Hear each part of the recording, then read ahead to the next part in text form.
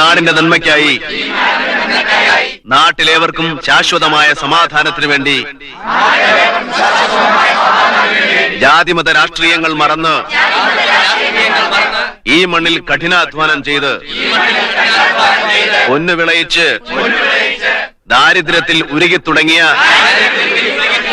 നാടിനെയും നാട്ടുകാരെയും പട്ടിണിയിൽ നിന്നും നാടിനെ നേരിടുന്ന ഏതാപത്തിൽ നിന്നും രക്ഷിക്കുമെന്ന് ഇതിനാൽ ഞങ്ങൾ ദൃഢപ്രതിജ്ഞ ചെയ്തുകൊള്ളുന്നു.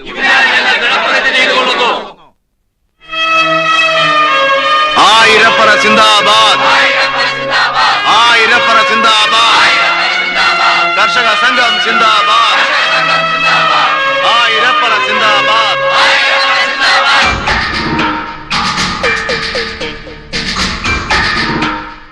സുഹൃത്തുക്കളെ, ചെട്ടിയാര് കൂലിക്കെടുത്ത വാടക ഗുണ്ടകളായിട്ടാണ് നിങ്ങൾ ആയിരപ്പറയിൽ കാലുകുത്തുന്നതെങ്കിൽ നിങ്ങളുടെ ശത്രുക്കളാണ് ഞങ്ങൾ. ജോലി ചെയ്ത് ജീവിക്കുന്ന തൊഴിലാളികളായിട്ടാണ് നിങ്ങൾ വന്നതെങ്കിൽ നിങ്ങളുടെ മിത്രങ്ങളാണ് ഞങ്ങൾ. ഈ പാടത്ത് വിളയുന്ന 1 മണി നെല്ല് പോലും ഈ നാട്ടിൽ ആർക്കും ഒന്നും കിട്ടുന്നില്ല. റേഷൻ ഡിപ്പോകളിൽ ക്യൂ നിന്നാണ് അന്നമൂട്ടുമേടയിൽ പോലും അത്താഴക്കഞ്ഞി വിളമ്പുന്നത്. ഈ പാടശേഖരത്ത് വീണ്ടും പണി ചെയ്ത് നാടിനെ സമൃദ്ധിയിലേക്ക് ഉയർത്താൻ നാട്ടുകാരുടെ ഭൂമി നാട്ടുകാർ തന്നെ തിരിച്ചെടുക്കുക. ശരി ഞങ്ങളുടെ ഭാഗത്താണെങ്കിൽ ഞങ്ങളോടൊപ്പം നിൽക്കുക. ചെട്ടിയാരുടെ കള്ളക്കാശിന്റെ അഹങ്കാരമാണ് ശരിയെങ്കിൽ മുന്നോട്ട് വന്ന് ഞങ്ങളെ നേരിടുക. തൊഴിലാളി ഐക്യം, തൊഴിലാളി ഐക്യം, തൊഴിലാളി ഐക്യം. ക്രിസ്തുമസ് കഴിഞ്ഞിട്ട് പോരെ ശബരി സമരവും വിപ്ലവവും ഒക്കെ? അതെന്നാച്ചോ? ശാന്തിയുടെയും സമാധാനത്തിന്റെയും ദിവസങ്ങളിൽ ഇതൊക്കെ വേണോ? ശാന്തിയുടെയും സമാധാനത്തിന്റെയും ദിവസങ്ങളും അച്ഛന് തന്നെ ഈ പറയുന്നത്. ഈ പറഞ്ഞ 2 കാര്യങ്ങളും ഇനി നാട്ടിലുണ്ടോ? ക്രിസ്മസിന് 2 ദിവസം സമാധാനം, ഓണത്തിനും വിഷുവിനും 2 ദിവസം സമാധാനം, റംസാനും ബക്രീഡിനും 2 ദിവസം സമാധാനം. പള്ളികൾക്കും അമ്പലങ്ങൾക്കും ഇത്രയും സമാധാനം മതിയായിരിക്കും. പക്ഷേ നാട്ടുകാർക്ക് അത് പോരാ. ദേവാലയങ്ങളെ തള്ളി പറയരുത് ശൗരി. ഞാൻ പറഞ്ഞില്ലല്ലോ അച്ചോ. പള്ളി കമ്മിറ്റിക്കാരെ നിർബന്ധിച്ചതുകൊണ്ടാ ഞാൻ ശൗരിയോട് ഈ കാര്യം പറഞ്ഞത്. കർത്താവ് നിർബന്ധിച്ചില്ലല്ലോ. കർത്താവിനേക്കാൾ വലുതാണോ പള്ളി കമ്മിറ്റി? ഓരോ അടവും നോക്കുക ആ ചാക്കോ. നാട്ടുകാരെ പണയം വെച്ച് ചെട്ടിയാരെ എച്ചിൽ സമ്പാദിച്ചു കൂട്ടിയല്ല അയാള്. കള്ളക്കാശിട്ട് കാണിക്ക വഞ്ചി നിറക്കുന്നവനൊക്കെ പിടിച്ച് പള്ളി കമ്മിറ്റിക്കാരനാക്കിയാൽ കർത്താവ് പറയുന്നത് കേൾക്കാൻ അച്ഛന് നേരം കിട്ടത്തില്ല. വേദനിക്കുന്നവരോടൊപ്പം നിൽക്കുന്നതാണ് കർത്താവിന് ഇഷ്ടമെങ്കിൽ അച്ഛൻ ഞങ്ങളോടൊപ്പം നിൽക്കും. വേദനിപ്പിക്കുന്നവരോടൊപ്പം നിൽക്കുന്നതാണ് ശരിയെങ്കിൽ അച്ഛൻ അവരോടൊപ്പം നിൽക്കും. നീ പറയുന്നതൊക്കെ നേരാ. ക്രിസ്തുമസ് കഴിഞ്ഞിട്ട് പോരെന്നേ ഞാൻ ചോദിച്ചുള്ളൂ. പോരച്ചോ, അനുസരണക്കേടാണെന്ന് വിചാരിക്കരുത്. നാട്ടുകാർ മുഴുവൻ ഒറ്റക്കെട്ടായിട്ട് ഇറങ്ങിയിരിക്കുക. അച്ഛൻ ഞങ്ങൾക്ക് വേണ്ടി പ്രാർത്ഥിച്ചാൽ ക്രിസ്മസിന് മുമ്പ് എല്ലാം നേരെയാവും. ആയിരപ്പറ പാടത്ത് സംഘം ചേരുന്നത് നിരോധിച്ചുകൊണ്ട് കളക്ടർ ഉത്തരവായിരിക്കുന്നു. കൂട്ടം കൂടിയെന്ന് സംസാരിക്കാനോ ജാഥ നയിക്കാനോ പാടില്ല. നിയമം ലംഘിക്കുന്നവർക്കെതിരെ കർശനമായ നടപടിയെടുക്കുന്നതാണ്. ഇങ്ങനെ പോയാൽ ശരിയാകത്തില്ലല്ലോ മുതലാളി. எல்லாம் 2 நாளைக்கு தான் வைக்கல. இவனெல்லாம் பட்டினி கிடக்கும்போ ഈ சட்டமா சோறு கொடுத்தது எல்லாம் செட்டியாரோட பணமானோ? അത് ശരിയാ മുതലാളി. எனக்கெதிரா கோஷம் போடுறானுங்க. അവന്റെ സിന്ദാബാദ്. വിടരുത് മുതലാളി. ஏய் நான் என்ன கொலைக்கத்தான் செய்யும். கொலைக்கட்டுமே. விசக்கும்போ வாலாட்டிக்கிட்டு விடதான் வரணும். அது அறியோ? തന്നേ തീരൂ, തന്നേ തീരൂ, ക്രിസ്മസ് റേഷൻ തന്നേ തീരൂ, തന്നേ തീരൂ, തന്നേ തീരൂ, ക്രിസ്മസ് റേഷൻ തന്നേ തീരൂ, തന്നേ തീരൂ, തന്നേ തീരൂ, ക്രിസ്മസ് റേഷൻ തന്നേ തീരൂ. ഇവന്റെ മുമ്പ് മുദ്രാവാക്യം വിളിക്കാൻ ഇവനാരാ? ഭക്ഷ്യമന്ത്രിയോ? അല്ല ജോയി, ഈ റേഷനൊക്കെ എവിടെയാ കൊണ്ട് വെച്ചിരിക്കുന്നേ? ഇതെന്നാ വർത്തമാനേ പറഞ്ഞ? റേഷൻ വന്നാൽ ഞാൻ തരത്തില്ലയോ? ക്രിസ്മസ് റേഷൻ വരുന്നതിന് മുമ്പ് ക്രിസ്മസ് നക്ഷത്രം ഇങ്ങ് പോന്നു. അല്ലൂടാ ജോയിയെ? നക്ഷത്രം ഞാൻ വാങ്ങിച്ചിട്ടാ. റേഷൻ എനിക്ക് വാങ്ങിച്ചു തരാൻ പറ്റില്ലല്ലോ. എന്നത്തേക്ക് വരും? അത് അവനോട് ചോദിച്ചാൽ അവനെങ്ങനെ പറയാനാ ഭാനുവേ? സർക്കാരല്ലയോ റേഷൻ തരുന്നത്? ചാക്ക് കെട്ട് ലോറിയിലോട്ട് കയറ്റും. ആലപ്പുഴയോ ചങ്ങനാശ്ശേരിയിലോ കൊണ്ടുവന്ന് ബോട്ടിലോട്ട് കയറ്റും. പൊന്നൂച്ചട്ടിയുടെ ബോട്ടല്ലയോ, വെള്ളത്തിലൂടെ അല്ലയോ വരുന്നത്. ബോട്ട് ചിലപ്പോ വെള്ളത്തിൽ മുങ്ങിന്ന് വരാം. അഥവാ ബോട്ട് മുങ്ങിയില്ലെങ്കിലും ചാക്ക് കെട്ട് മുങ്ങും. മുങ്ങി അതാ സംഭവിച്ചിരിക്കുന്നത്. അതിനിപ്പോ ഞാൻ എന്നാ പിഴച്ചെന്നാ? നീ പണ്ടേ പറയാ, നിന്റെ കുടുംബത്തോടെ പറയാ. നാളെ കാലത്ത് റേഷൻ കിട്ടിയില്ലെങ്കിലേ കളകള് കത്തിക്കും. കടയായിട്ട് എന്തിനാ എന്നെ കൂട്ടിട്ടാ കത്തിച്ചോ?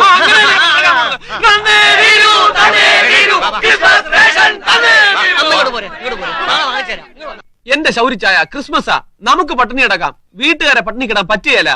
ആണ്ടിലൊരിക്കലാ വീട്ടിലൊരു ചിരിയും സന്തോഷമൊക്കെ. അതും കൂടെ ഇല്ലാതായാലും എല്ലാ ആവേശവും പോകും. അരിയും ഗോതമ്പും പഞ്ചാരയൊക്കെ വന്നിട്ടുണ്ട്.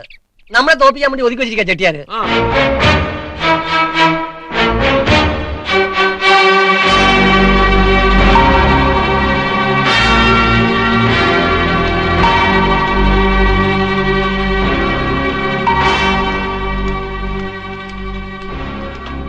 നമുക്ക് അടുക്കണ്ണാച്ചി മറ്റേ 500 രൂപ കൂടി കൊണ്ടുവരണ്ടാമാ.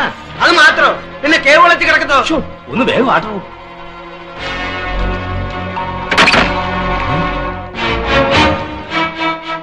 വക്കീലേ, കൊപ്രാപ്പരെ റേഷനറി അല്ലേ?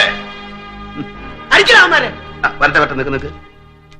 ഞങ്ങളുടെ കൂടെ വേറെ ഒരാളുകൂടെ ഉണ്ട്.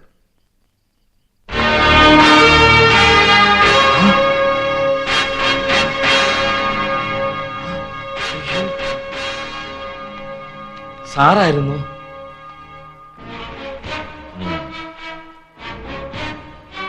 ആ ചെട്ടിയാർ എവിടെ ഉണ്ടോ?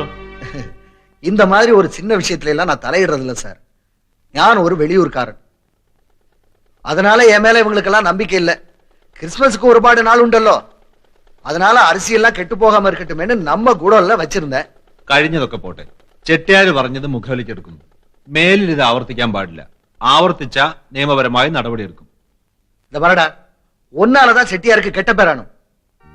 ഞാനാകുന്നു ജീവന്റെ അപ്പം. ഞാൻ സ്വർഗത്തിൽ നിന്നിറങ്ങി വന്ന അപ്പമാകുന്നു. എന്റെ അടുത്ത് വരുന്നവർക്ക് ആർക്കും വിശക്കുകയില്ല, എന്നിൽ വിശ്വസിക്കുന്നവർക്ക് ആർക്കും ദാഹിക്കുകയുമില്ല എന്ന് പറഞ്ഞ കർത്താവിൽ വിശ്വസിക്കുന്ന നീയാണോ ചാക്കോ ക്രിസ്തുമസിന് വന്ന റേഷൻ അരി പൂഴ്ത്തിവെക്കാൻ കൂട്ടുനിന്നത്? അച്ഛൻ അവിടെ ഇരി. ഇത് പള്ളിയല്ല, ബൈബിളിന്റെ കാര്യം പറയാൻ. പള്ളിക്ക് മാത്രമായിട്ടൊരു ബൈബിൾ ഇല്ല ചാക്കോ, ഖുർആനും ഇല്ല. അല്ലേ ബഷീർ സാറേ? കൈമളദ്ദേഹം പറഞ്ഞാട്ടെ, പൂജാമുറിയിൽ വായിച്ചു തീർക്കാനുള്ള 2 പുസ്തകങ്ങൾ മാത്രമാണോ രാമായണവും ഭഗവത്ഗീതയും? ഒരിക്കലും അല്ല. അപ്പൊ ദൈവവചനങ്ങൾ ദേവാലയങ്ങളിൽ മാത്രം പൂഴ്ത്തിവെക്കുന്ന നീയൊക്കെ അരിയല്ല, ദൈവങ്ങളെ വരെ പൂഴ്ത്തിവെക്കാൻ പഠിക്കില്ല. ഒത്തു കിട്ടിയാൽ മറിച്ച് വിൽക്കുകയും ചെയ്യും. ചെട്ടിയാരെ, ആയിരപ്പറ പാടം കൃഷിക്കാർക്ക് തിരികെ വിട്ടുകൊടുക്കണം. തിരികെ കൊടുക്കണമെന്നുണ്ടെങ്കിലേ മുതലാളിയുടെ കയ്യിൽ നിന്ന് നാട്ടുകാർ മേടിച്ച കാശ് പലിശ സഹിതം തിരിച്ചു കൊടുക്കണം. ചെട്ടിയാരുടെ കയ്യിൽ നിന്ന് നാട്ടുകാർ കാശ് വാങ്ങിച്ചതിന് രേഖയുണ്ടോ? ഉണ്ടല്ലോ. ദേ, ഇതാണ് രേഖ. പ്രോമിസറി നോട്ടുകൾ. ഒന്ന് കാണട്ടെ. ഇത് അന്യായമാണ്. നക്കാപ്പിച്ച കാശിന് നാട്ടുകാരെ തള്ളവരെ വധിപ്പിച്ച് ആയിരപ്പുറ പാടശേഖരം ചെട്ടിയാർക്ക് ഒറ്റുകൊടുപ്പിച്ചത് അന്യായം. മന്ത്രിയായിരുന്നു സാക്ഷി. ഇതിന് മാത്രമല്ല, ഇന്നലെ ചെട്ടിയാരെ ഗോഡൌണിൽ കണ്ട റേഷനറി ചാക്കുകൾക്കും ശിക്ഷ അറിയാമല്ലോ വക്കീലിന്.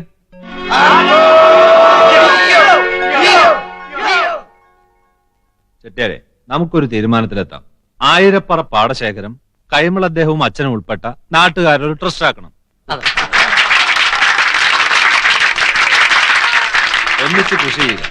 ഒരു അരിക്കച്ചവടക്കാരൻ എന്ന നിലയ്ക്ക് നാട്ടിൽ നിന്ന് അരി വിലക്കെടുക്കാനുള്ള സ്വാതന്ത്ര്യം ചെട്ടിയാർക്ക് നിഷേധിക്കരുത്. കർഷക സംഘം സിന്ദാബാദ്. ആയിരപ്പറ സിന്ദാബാദ്. ആയിരപ്പറ സിന്ദാബാദ്. ആയിരപ്പറ സിന്ദാബാദ്. ആയിരപ്പറ സിന്ദാബാദ്. ஏறிப்போடி உள்ள. അളിയ, പ്രായമായ ഒരു പെണ്ണ് ഈ വീട്ടിലുള്ള കാര്യം അളിയ മറക്കരുത്. ഇപ്പൊ അങ്ങനായോ? ഇപ്പോഴെങ്കിലും ഒന്ന് ഓർപ്പിച്ചല്ലോ. ആ മാപ്പിള ചെറുക്കൻ എന്തിനാ എപ്പോഴും ഈ വീട്ടിൽ കയറി ഇറങ്ങുന്നത്? കേറി ഇറങ്ങാൻ വേണ്ടി. നാട്ടുകാർ അതുമിതും പറഞ്ഞു തുടങ്ങി. അവരെന്തെങ്കിലും പറഞ്ഞോട്ടെ, നിനക്കെന്നെ? എന്തെങ്കിലുമല്ല, അവൻ ഈ വീട്ടിൽ കയറി നടക്കുന്നതിനെ പറ്റിയാ പുറത്ത് സംസാരം. അളിയ, ചോദിക്കാനും പറയാനും ആരും ഇല്ലാന്നാകരുത്. എന്തു വേണേ പറഞ്ഞു നടന്നു. എന്നോട് ചോദിക്കാൻ ഈ പടിക്കകത്ത് കയറരുത്. വന്നേ പോകാം.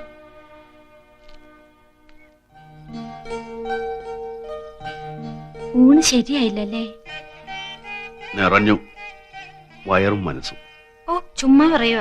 തൊട്ടുകൂട്ടാൻ കൂടി ഒന്നും ഉണ്ടായിരുന്നില്ല. എന്റെ പാർവതി കുഞ്ഞെ, ഇഷ്ടമുള്ളവർ വിളമ്പി തന്ന ചോറുണ്ണാൻ കറികളൊന്നും വേണ്ട. നേരാ. എന്നാ ഉണ്ട് കഴിഞ്ഞ് എനിക്കൂടി ഇച്ചിരി വിളമ്പിത്ത. ഓ പിന്നെന്താ, ആ ഒരു അവസരത്തിന് വേണ്ടി കാത്തിരിക്കാൻ ഞാൻ. കഥയിൽ ആഗ്രഹിക്കുന്ന പോലല്ലോ ജീവിതം.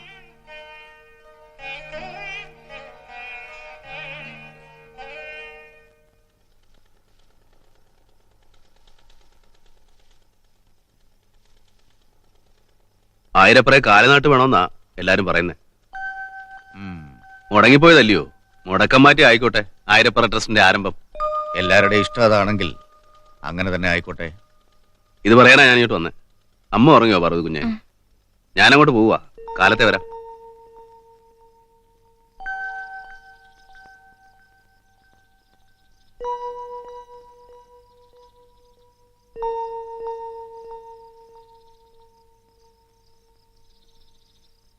ശൗരി, നിന്നോട് ഒളിച്ചു വെക്കാൻ എനിക്കൊന്നുമില്ല.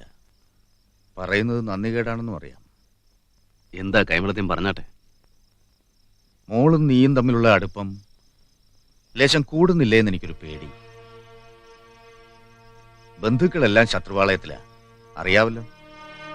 പറയാൻ എന്തെങ്കിലും നോക്കിയിരിക്കുക അവര്. നമ്മളായിട്ട് വിഷയമൊന്നും ഉണ്ടായി കൊടുക്കരുത്.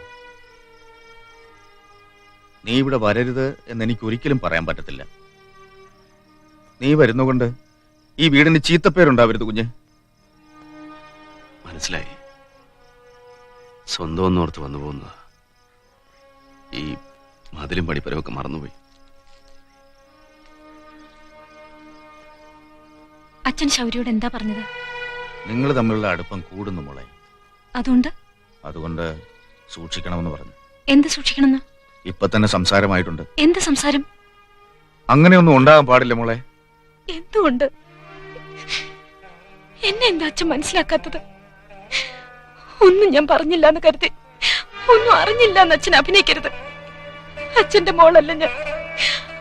അച്ഛന്റെ മനസ്സല്ല എനിക്ക്. ഇഷ്ടപ്പെട്ടു പോയി. പാടില്ല എന്ന് പറയരുത്.